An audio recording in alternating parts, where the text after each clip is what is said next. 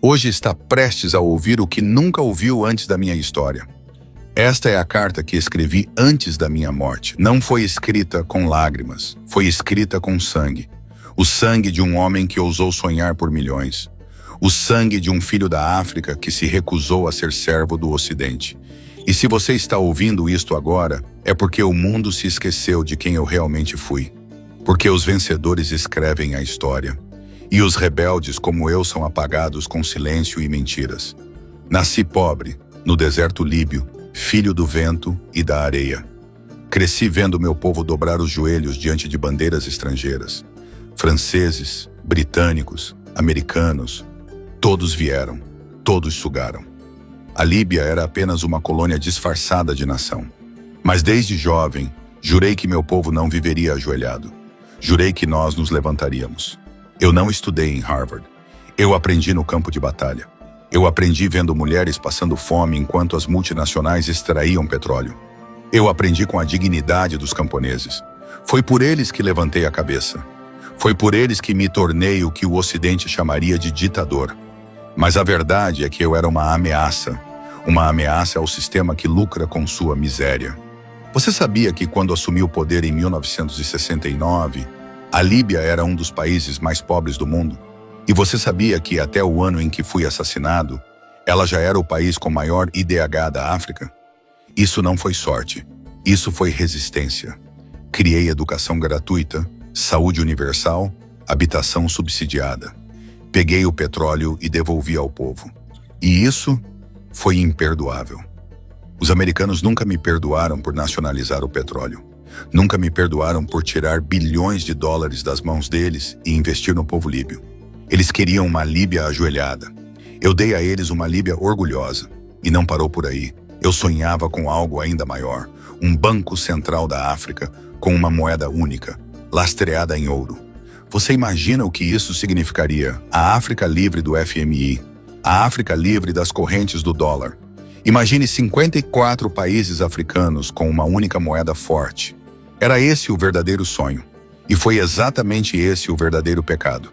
Porque uma África unida é uma ameaça mortal ao sistema global de dominação. Não fui só eu. Thomas Sankara tentou. Patrice Lumumba tentou. Todos nós terminamos do mesmo jeito, assassinados, demonizados, esquecidos. Mas eu quero que você saiba, a verdade não morre com o corpo. Ela ressurge na consciência dos que despertam. Os que me chamaram de louco, de ditador, não sabiam da metade. Eles nunca viram o que construímos. Nunca viram que mulheres podiam estudar, que médicos se formavam de graça, que o pão era subsidiado, que a energia era quase gratuita. Sabia que até a eletricidade era subsidiada para o povo líbio? Eu tirei o deserto da miséria e fiz brotar dignidade. Mas o mundo só viu o que a CNN mostrou. Eles não mostraram que a OTAN matou mais de 50 mil civis na libertação da Líbia. Eles não mostraram que, depois da minha morte, a Líbia foi tomada por milícias, vendendo escravos em plena luz do dia. Sim, a escravidão voltou à Líbia depois de mim. Isso eles não te contaram. Sabe por quê? Porque o problema nunca fui eu. O problema era o meu exemplo. Se a Líbia prosperasse independente, outros países seguiriam o mesmo caminho. E isso o Império não tolera. Eu tentei alertar os líderes africanos. Nas reuniões da União Africana, eu dizia: se não nos unirmos, seremos todos caçados um por um. Mas muitos estavam vendidos, outros estavam com medo. Alguns riram de mim, e hoje estão todos em silêncio, vendo seus povos nas mãos do caos. A França me odiava porque revelei que ela usava os países africanos como fonte de riqueza infinita. O dólar CFA, por exemplo, é um roubo legalizado. Disse isso abertamente. Financiava movimentos de independência, ajudava a treinar exércitos para resistir ao neocolonialismo. Eu não era apenas um líder líbio. Eu era um inimigo do sistema. E os americanos? Bem, eles sempre souberam que minha existência era um risco. Foi Hillary Clinton que disse, rindo, após minha morte: "We came, we saw, he died." Eles vieram, viram e me mataram. Mas o que eles não sabem é que a ideia não morre. A ideia da África livre, soberana, unida.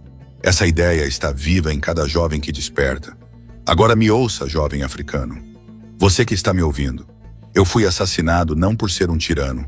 Fui assassinado por mostrar que é possível resistir. Fui assassinado porque provei que é possível usar os recursos naturais para o bem do povo. Porque mostrei que a África não precisa mendigar. Que a África pode liderar o mundo. E você precisa saber disso. E eu continuei a governar com o coração em chamas, mas com os pés fincados no solo fértil da África. Enquanto o petróleo jorrava debaixo dos nossos pés, os urubus do Ocidente circulavam sobre nossas cabeças.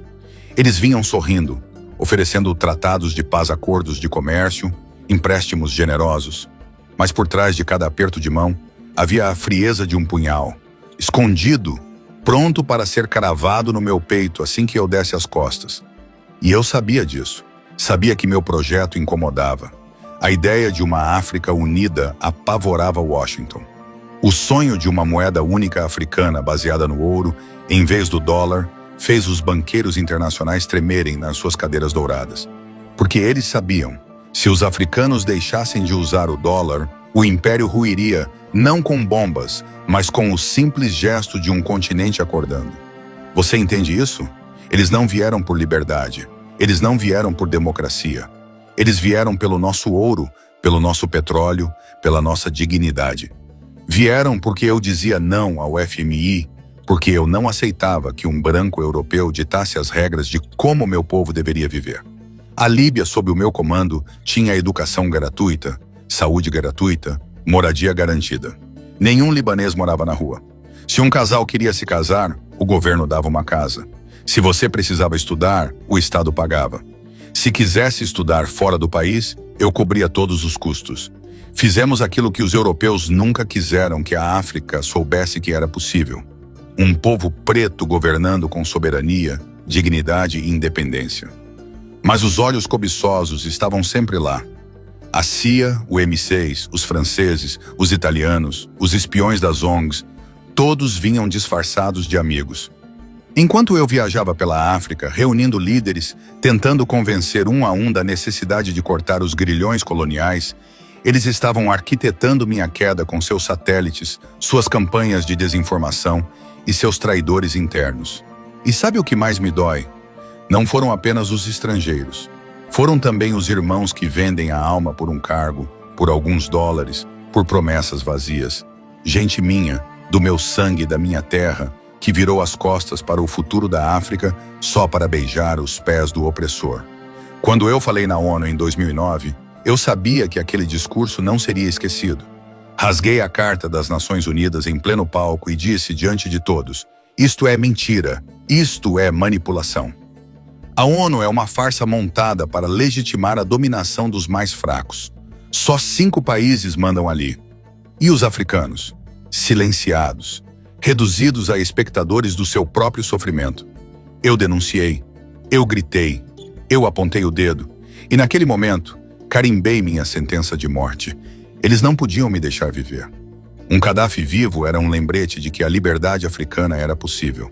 Então começaram as guerras híbridas, redes sociais inundadas de mentiras. Acusaram-me de matar crianças, de oprimir meu povo, de ser um ditador sanguinário. Mas nunca mostraram que eu dei energia elétrica gratuita a todo o país, que construi o maior sistema de irrigação do mundo no deserto, o projeto do grande rio artificial, levando água potável para regiões esquecidas por milênios. Nunca disseram que eu oferecia gasolina a centavos por litro, nem que a Líbia tinha um dos maiores IDHs da África. Eles só falavam daquilo que distorcia, porque a verdade nunca foi o que importava.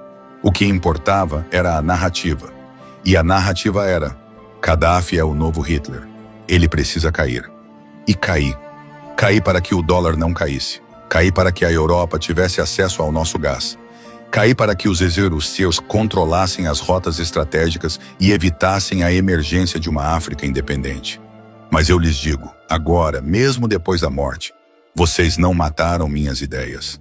Mataram meu corpo, me arrastaram pelas ruas, mas não conseguiram apagar o grito de liberdade que plantei nos corações africanos.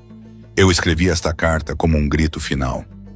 Não para pedir piedade, não para me justificar, mas para avisar. Porque o que aconteceu comigo não foi o fim de uma era, foi o início da luta que virá. Porque um novo Gaddafi vai se levantar, com outro nome, com outro rosto. Pode ser um jovem em Burkina Faso, pode ser uma mulher em Angola, Pode ser um estudante em Moçambique, mas virá. E quando esse dia chegar, lembrem-se das minhas palavras. Lembrem-se de que o destino da África jamais será decidido em Paris, Washington ou Londres. O destino da África será decidido nas mãos de seus filhos, e esses filhos vão levantar-se. Eles me encontraram, sujos, desesperados, armados pela OTAN, drogados de ódio e mentiras. Aqueles que me caçaram não sabiam que eram apenas marionetes, não sabiam que por trás de cada arma entregue havia um contrato de petróleo, de gás, de reconstrução. Eles pensavam que estavam libertando a Líbia, estavam vendendo ela inteira, pedaço por pedaço. Me arrastaram como animal. Me filmaram. Me lincharam diante do mundo inteiro. E o mundo, mais uma vez, silenciou. Ninguém fez nada. Os direitos humanos se esconderam. Os discursos de democracia evaporaram. A ONU fechou os olhos. A Casa Branca sorriu. A França brindou. E a minha morte foi celebrada como uma vitória. Mas foi o início do caos. Depois que caí, não houve paz. A Líbia que criei foi destruída. Meu povo, antes protegido, virou moeda de troca. O ouro desapareceu. O petróleo foi entregue. As milícias tomaram conta. E o povo? O povo viu o que era viver sem mim. Viram que eu não era o monstro que diziam. Viram que o tirano era quem veio depois. Viram que os que falavam em democracia trouxeram escravidão. Eles me mataram, mas não mataram minha visão. Eu sou uma ideia, e ideias não morrem com o corpo. Uma ideia de África livre, de África com passaporte único, com exército próprio, com moeda forte, com voz no mundo. Eu vi esse continente como um leão adormecido e tentei acordá-lo, mas os caçadores foram mais rápidos. Se você está ouvindo minha voz agora, se está lendo esta carta, não pense apenas em mim como um mártir. Pense em mim como um alerta. Eu sou a prova viva de que, se você ousar sonhar com uma África soberana, o império virá atrás de você. Mas também sou a prova de que vale a pena lutar. Mesmo que eu tenha morrido, o grito ainda está ecoando.